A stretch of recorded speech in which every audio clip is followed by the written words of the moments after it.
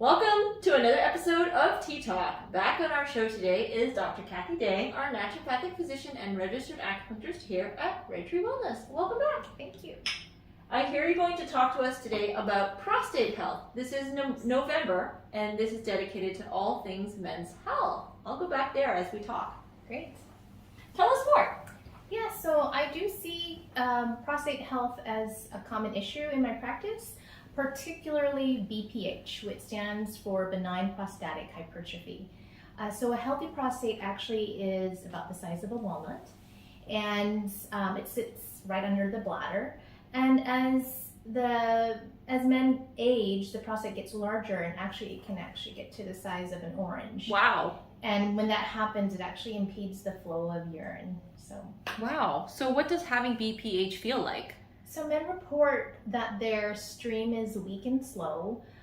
There can be problems trying to empty the bladder, increased frequency, especially at night. So is this common? It's actually very common. About a third to half of men in their 50s actually start to see urinary issues. And if you are so lucky to live over the age of 85, most guaranteed all men will have some issue with their prostate. Oh, wow. Why does this happen? Well, the exact cause is unknown, but in the literature they do target low testosterone and the formation of DHT. So testosterone will convert to DHT, which is a potent form of testosterone, and it will actually enlarge the prostate. Wow. And low testosterone they have found being a contributing factor, but not just the low testosterone that just happens in age. It's when that testosterone really declines steeply. So what factors contribute to low testosterone?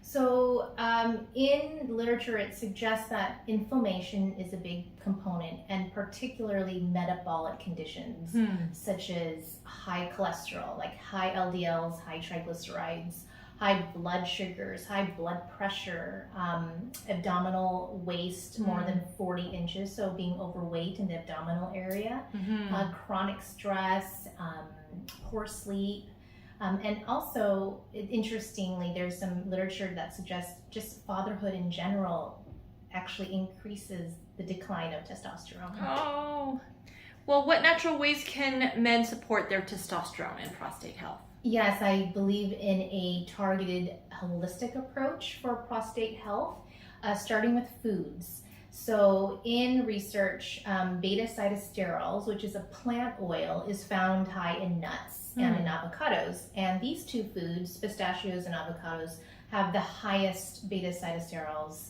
in foods. But they give you about, if you eat one avocado a day, that's about 140 milligrams. And if you eat about a cup of pistachio, that's about 130. And in research, you need about 2 grams to actually show benefit to the prostate. So I would recommend to use beta-sitosterol supplement up to 1,800 milligrams and the rest from the diet to kind of get you up there, because that's a lot of nuts and avocados to eat. Right, that makes sense. Anything else? Yes, interestingly, there was some research on low vitamin D being an issue for those with low or for hypertrophy of the prostate. So in the trial, they did 6,000 IUs a day, and men showed positive urinary outcomes from that. Oh, great. So that's a great amount of information. Do you have any suggestions on where to get started? Best ways to get started? Yeah, so I would say begin with foods and lifestyle changes to kind of address the things that we talked about. And if a person needs extra support in the stage and the age that they're at, I do recommend getting a consult to just make a more individualized treatment for them. Wonderful. That was really great information. Thanks for being on the show. Thank you for having me. And have a great Movember, everyone. Let us know what else you would like us to talk about. Thank you. Bye. Bye.